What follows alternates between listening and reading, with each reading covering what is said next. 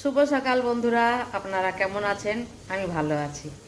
তো আজকে এই কথা বলছি যে এই সময়ে বাংলায় পাট শাক, তিতো পাট, মিষ্টি পাট, তারপরে নোটে শাক, লাল ডাঁটা শাক, লাল শাক, মানে অনেক কিছু শাক পাওয়া যায় গরমের সময়। আর গরমের সময় শাক ভাজা দিয়ে ভাত খেতে বেশ দারুণই লাগে।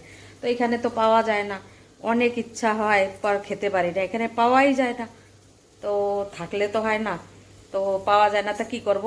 তাই দেখুন আজকে কি বানাচ্ছি আমি। এই দেখুন, বিটরুট আমি নিয়ে নিয়েছি, আর এটা ঘষে নিয়েছি ভালো করে, আর সাথে নিয়েছি আম। তো বিটরুটের টক বানাবো আজকে। এই দেখুন, আমি কড়াই নিয়েছি, কড়াই গরম হয়ে গেছে, ওতে অল্প 1 চামচ তেল দিয়েছি, আর ওতে সর্ষে আর দুটো শুকনো লঙ্কা ফোড়ন দিলাম।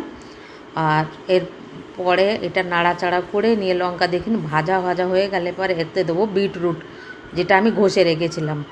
তো ওই ধুয়ে নিয়ে ঘষতে হবে, ঘষে এই দেখুন আমি দিয়ে দিলাম।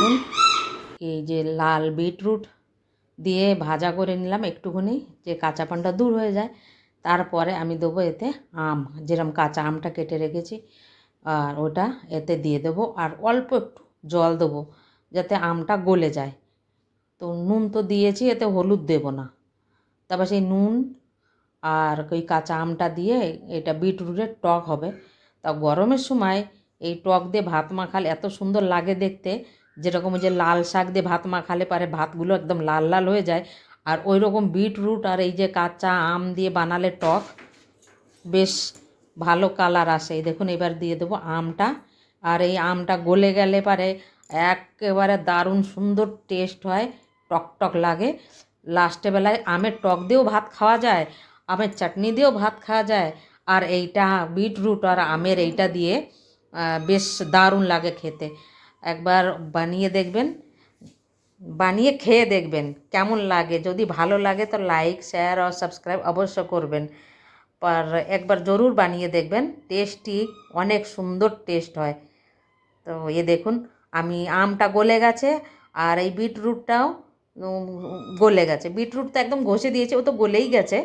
আর এই দেখুন ধীরে ধীরে এটা ভাজা করে একদম শুকিয়ে নেব। তো এটা শুকিয়ে নিলে পারে না ভাত দেখে তো দারুণ টেস্ট লাগে। হ্যাঁ, এটাতে অল্প একটু যদি চিনি দিয়ে দেন 1 চামচ মতো, সেইটা নামিয়ে রুটিও খাওয়া যায়, ভাতও খাওয়া যায়। যারা বেশি টক না খায়, কম টক খেতে চায়, তারা এতে 1 চামচ চিনিও দিতে পারে, কিন্তু আমি চিনি দিইনি। আমাদের বেশি একটা ভালো লাগে না চিনি দিয়ে, ওই জন্য আমরা চিনি দিইনি। তো এই দেখুন